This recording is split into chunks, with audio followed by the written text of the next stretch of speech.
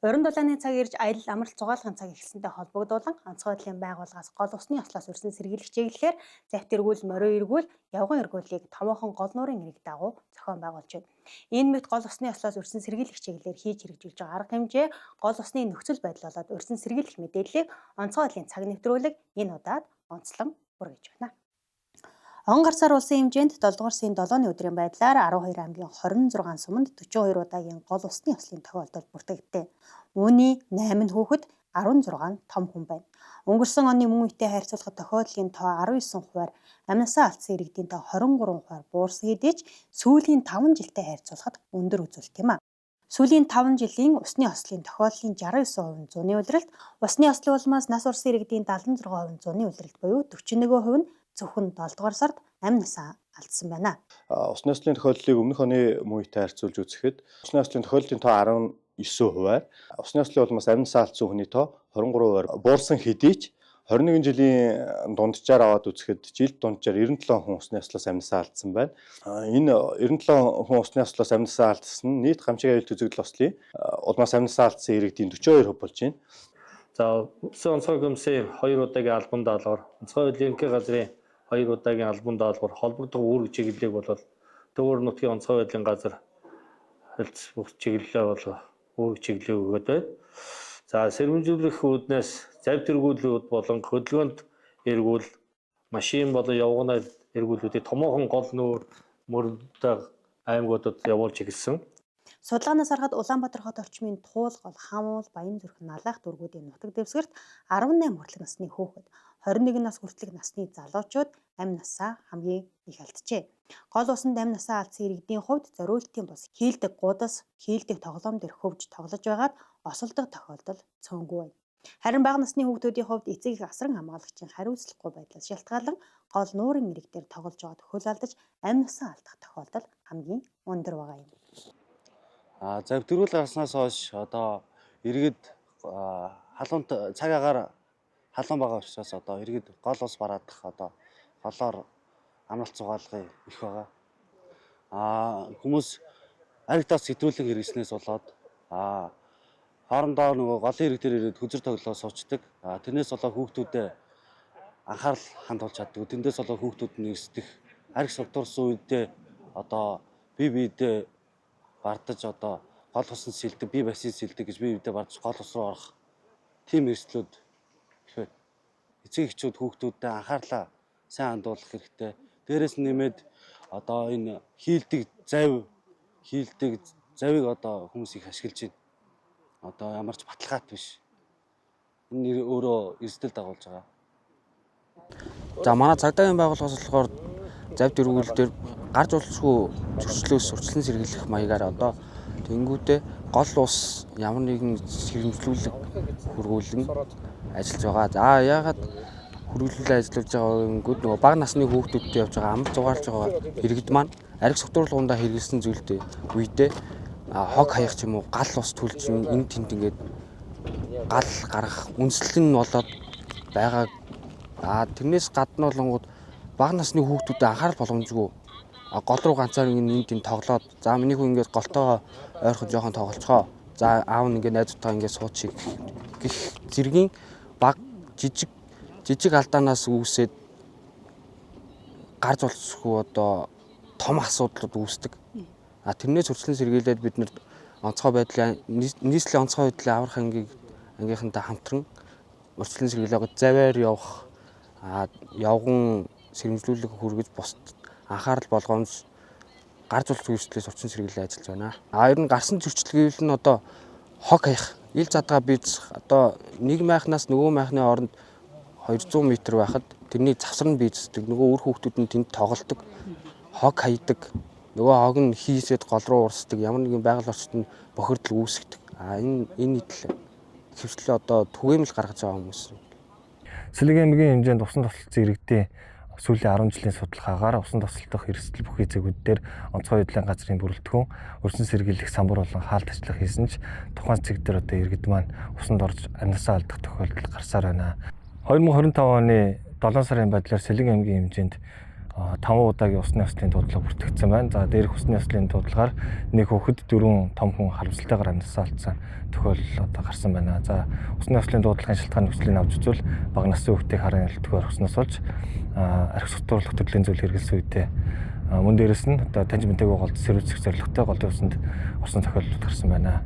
Завхан аймгийн хэмжээнд одоо сүүлийн 5 жил одоо 9 удаагийн усны ослын дуудлагатай 12 хүний амнаас ирсэн нөхцөл байдалтай байна. Онцгой байдлын газраас хожуулын гол, тэсийн гол, богдын гол, чигсдийн гол гэдэг ийм том гол мөрөн айл савуудаар явж одоо сэрэмжлүүлэг мэдээ хүргэж байна. Дийлэнх одоо ослын гол шалтгаан гэвэл бага насны хүүхдийг хараа хяналтгүй орхих, архи согтууруулах хундаа хэрэглэсэн үедээ гол нуур руу орох, хийлдэг гудас зэрэг зориултын бус завь ашиглах ийм тохиолдлуудаас болж усны осол гарч байна.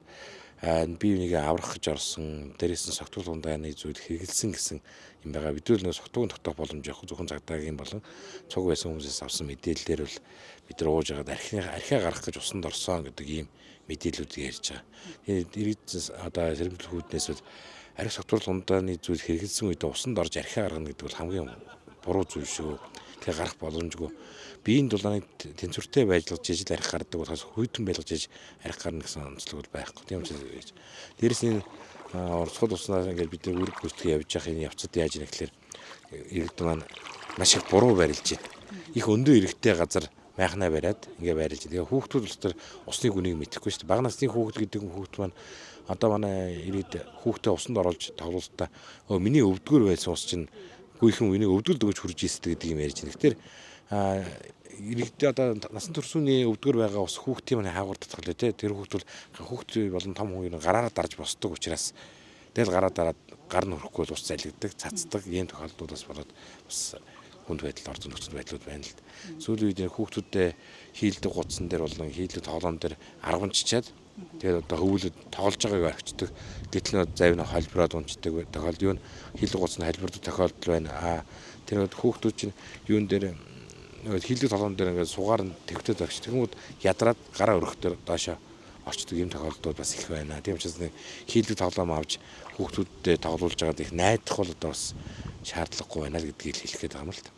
Ер нь бол яг сүүлийн 5 жилийн судалгааг харахад бас таны хэлсэн саяны шалтгаанууд бас дийлэнх хувийг эзэлж байна гэдэг нь бол ингээд тогтоогдоод гаргаад ирсэн. За аврахангийн хувьд бол одоо туулгалдаагаа бас үр гүйцэтгэж, дээрээс нь нийслэлийн дүүргийн алба хаагчдаас үр гүйцэтгэж, аль маршрутаар үр гүйцэтгэж байна. Ямар цагийн хугацаатай байна? Ямар цаг үед ер нь иргэд хамгийн ихээр одоо гол ус бараадж байна?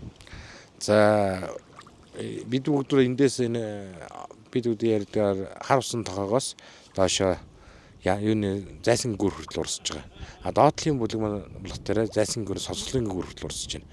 За энэ хэсгүүд Баян зүрхийн онцгой байдлын хилцтэй хамтраад тэр бүлгийн бүрэлдэхүүн маань болох дээр явганаар буюу энэ модон дотор явж одоо баг байнгын суршилж байгаа юм шиг амьдарч байгаа хүмүүс байж шүү дээ. Энд майхан саваа барай бүр тогтцсон. Тэгэл явж хоол хүнсээ авчираад тэгэл ингээд эндээ байж идэг ийм тохиолдлууд байна. Тийм учраас л одоо энэ хүмүүс айгүй удаанаар байлж байна. Би бол тэр нэг ийм санал хэлмээр байна. Энэ голыг наашаа ороод байгаа энэ төмөр хаалттай хэсгийг бүр гүцээ гүр хүртэл хаачмаар байгаа байхгүй. Тэгэх юм бол наашаа машинтай хүмүүс орж ирэхгүй удаан энд онж унжих ийм нөхцөл байдал юу бас багасах хэрэгтэй. Дээрэс нь хогийн одоо хогны машины нэг твшийг олноор байрлуулах хэрэгтэй байна. Тэгэхгүй бол хүмүүс эндгүү задгаа яаж ин дээрээс нь огт 0 байхгүй. 0 ягаад байхгүй болохоор энэ модны араар орж би засах. Тэгэл одоо энэ тэндгүү хогоо хайдаг ийм нөхцөл байдал ихээр үүсэж байгаа учраас бол хогийн одоо твшийг олноор байлгах. За 0-ийн асуудлыг эко 0-оор шийдэх юм хийж өгөөч л гэдэг юм хэлэх гээд байгаа. Ер нь тэгээд ус байх тусмаа л усан тосолдох нөхцөл байдлыг хэвчээ. Тэгээд ус дүүрэн байгаад илгээр хальж явах юм бол хүн тэр болгон ус руу ордог юм байд. Тэгээд гол ус дагаж өссөн хүмүүс чинь айгүй тийм юу гэдэг би сэлэнгэд өслөө анан хэрлэн дагаж өслөө гэж хэлээл ус руу ордог. Ус гол ус болгон өөр, гүнзгийнүүд нь өөр. Тэгээд хөл алддаг, нуруунд татдаг, ширмсэн татдаг энэ байдлаасаа болол асуудал үүсэж байна. Ер нь таны асуусан дээр сүүлийн 5 жилийн нөхцөл байдал ихэнх нь архи дарсны асуудал шүү дээ. Тэгэл бага насны хүүхэд гэдэг бол санамсар болгоомжгүй. Хэд их майхнаа юунд гол эрэг тулгаж барьснаас болж хүүхдүүд бөмбөгийн араас гүйж ус руу ордог. Ерөөсөө энэ усны гүнийг хүүхэд ерөөсөө тооцоолдгоо. Тийм учраас л асуудал их ордог юм тохиолдол зөндөө байна л да. Ер нь хүн хамгийн анх ингээд ус руу ороод ингээд нөхцөл байдлыг эвгүйтлээ гэх үед ямар арга хэмжээг авах хэрэгтэй гэдэг юм бэ? За ус руу ороод ер нь бол агс структурлахундаа хэрэгэлсэн хүмүүс маань бол мэдээж биеийн температур их байгаад голын хүүтэн ус руу орох юм бол хашаад нуруу татах, шүрмэс татах тийм юмнууд болно. Энэ дээр аль болох сандрахгүй тайван байх хэрэгтэй. Хамгийн түрүүнд хийх үйлдэл бол мэдээж мэрэгжлийн байгууллагын онцгой байдлын байгууллагыг дуудана. Тэрнийхээ дараа арга хэмжээнүүдтэй авахгүй бол өөрсдөө ингээд аврах, араас нь орох тэгээд цуг живэх гэх юм уу тиймэрхүү зүйлүүдээс болж хугацаа их алдаж байна. Одоо манай завт эргүүл дээр доор ингээд хоёр талд байгаа. Тэгээд дээр нь хөдөлгөөнд эргүүл явж байгаа. Аль болох одоо юутаа иргэдтэй ойрхон байхыг хичээж явж байгаа учраас ер нь мэрэгжлийн байгууллагыг маш урдан дуудчихад дараагийн арга хэмжээг авах юм бол илүү үр дүнтэй л байна. Мөн сүүлийн 5 жилийн хугацаанд гол усанд тосолцсон иргэдийн 39 нь Улаанбаатар хотын хан улс дүүргийн туулгалд, 29 нь Улаанбаатар хотын Баянзүрх дүүргийн туулгалд, 28 Дорнод аймгийн Хэрлэн сумын Хэрлэн голд, 13 нь Улаанбаатар хотын Налаах дүүргийн туулгалд, 9 нь Баян-Улгийн аймгийн Үлгий хотын Ховдголд тос осолцсон байна. Мөн амь насаа алдсан иргэдийн дийлэнх нь зөвхөн 7 дугаар сард амь насаа алдсан гэж бүртгэгджээ. Тиймээс аял амралтаар гол нуурын ирэг дагуу аялж зугаалахдаа баталгаагүй зам гармаар автомашин, мотоцикл мориор гол ус гатлахгүй байх. Тухайн очих газрынхаа нөхцөл байдлыг судлах, гол усанд орохгүй байх. Өөрийн амь нас аюулгүй байдлаа хамгаалж аврахын таац усан живхээс хамгаалах хэрэглэж хөвших. Бага насны хүүхэдтэй тавих хараа хяналтаа сайжруулж, зориултын бос хийлдэг гудас хөвгч ашиглан тоглоулахгүй байх зэргээр урьдчилан сэргийлэх арга хэмжээг хэрэгжүүлэхийг зөвлөж байна. Уран дулааны цаг ихэлсэн ч ихэнх нутгаар хуурайшлтын зэрэг өндөр байгаа нь ой хоёрын түүмэр гарах эрсдлийг нэмэгдүүлсээр байна. Онцгой байдлын байгууллагаас түүмрийн илрүүлэх сайтуудаар ой хоёрын түүмрийн 20 орчим хувийг илрүүлж тухай бүрт шуурхай арга хэмжээг авч хэрэгжүүлж байна. Тухайлбал сүүлийн 7 хоногт хэд улсын хэмжээнд 24 удаагийн ой хоёрын түүмэр бүртгэгдсэн бөгөөд үүний хамгийн их нь Сэлэнг аймагт бүртгэгдээд байна. Улсын хэмжээнд он гарсаар 7 дугаар сарын 7-ны өдрийн байдлаар 12 аймгийн 66 сум нийслэлийн 3 дөрөвт нийт 166 удаагийн ой хоёрын гал төмөр бүртгэгдсэн. Энэ нь өнгөрсөн оны мөн үетэй харьцуулахад ойн төмөр 78.2%-аар, хээрийн төмөр 16.9%-аар буюу нийт 54.2%-аар ой хоёрын төмөр өссөн дүнтэй байна. Дээрх ой хоёрын гал төмөрийг урьдчилсан байдлаар ойн 72,311 га, хээрийн 595,865 га талбай буюу нийт 663,317 га талбай, 5 байшин, 49 гэр, 5 автомашин, 7 мотоцикл, 125 малын хашаа, 5,937 бог, 470 бод мал, 7,980 боодлоо ус, 80 шуудаад хижил өртөж, 6 орчим тэрбум төгрөгийн хохирол учраад байна.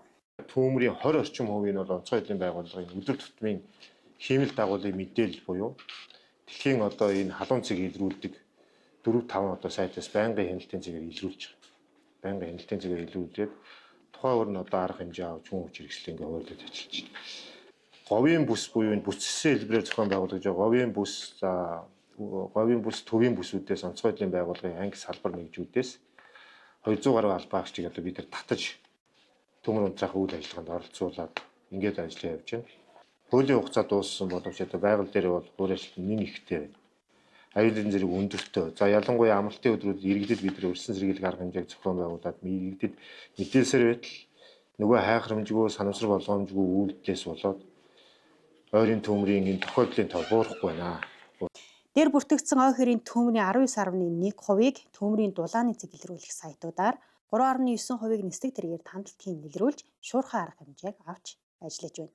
Сүүлийн 7 хоногт буюу 6 дугаар сарын 29-ноос 7 дугаар сарын 6-ны хүртэлх хугацаанд нийт 24 удаагийн ой хоёрын гал төмөр бүртгэгдсэн хамгийн их буюу 20 нь Сэлэнг аймагт тохиолджээ.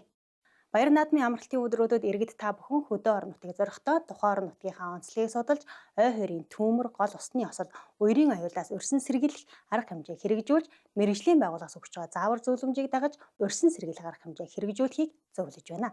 Онцгой байдлын цаг нэвтрүүлэг энэ түрээд өндөрлөж байна. Дараагийн дугаар хүртэл баяртай үзэгчтэй.